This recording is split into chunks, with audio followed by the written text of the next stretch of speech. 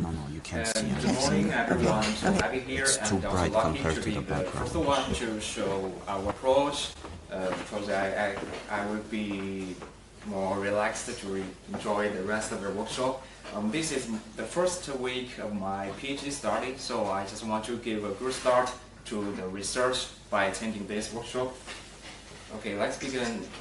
This slide gives an overview of the task as we have heard from the organizer, Zhengyu. And here I just want to give some points we noticed by observing the images in the development site.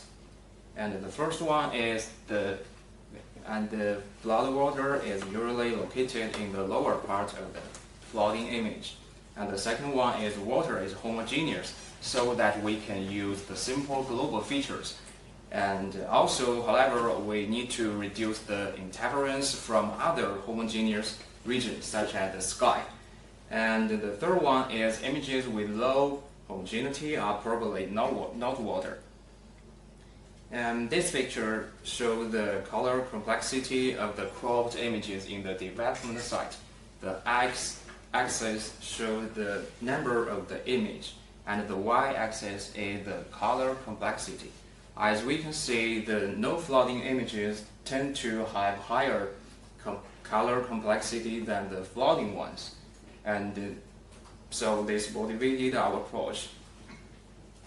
And for the second one, we use the metadata features only, and it explores the keywords occurring in the metadata attributes, user tags, title, and description, and is not a sophisticated approach in the high information retrieval. So for the details, please look at the paper if you are interested. And for the third one, I use both visual features and metadata features. In detail, first I put the task site into our metadata-based system to remove the negatives and generate the sublist 3. And for the rest of the task site, we feed them into the visual-based system classifier to get the positives and the negatives. And then for the positives, we just use their confidence scores to rank the images and get the sublist 1. Well, for the negatives, we re-rank them using our text-based system again to generate the sublist 2. And finally, we can concatenate all the 3 sublists to form the final ranked list. And this table shows the evaluation results of our approach. As expected, we achieved the best performance using both visual and textual features.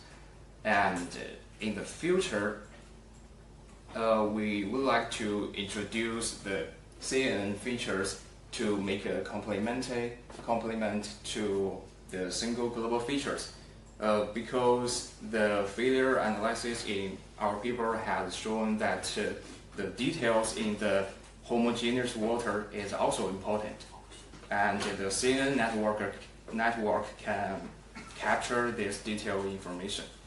And another thing I want to do is to combine the multimodal feature vectors in the early fusion. Yeah, and that's all. Thank you.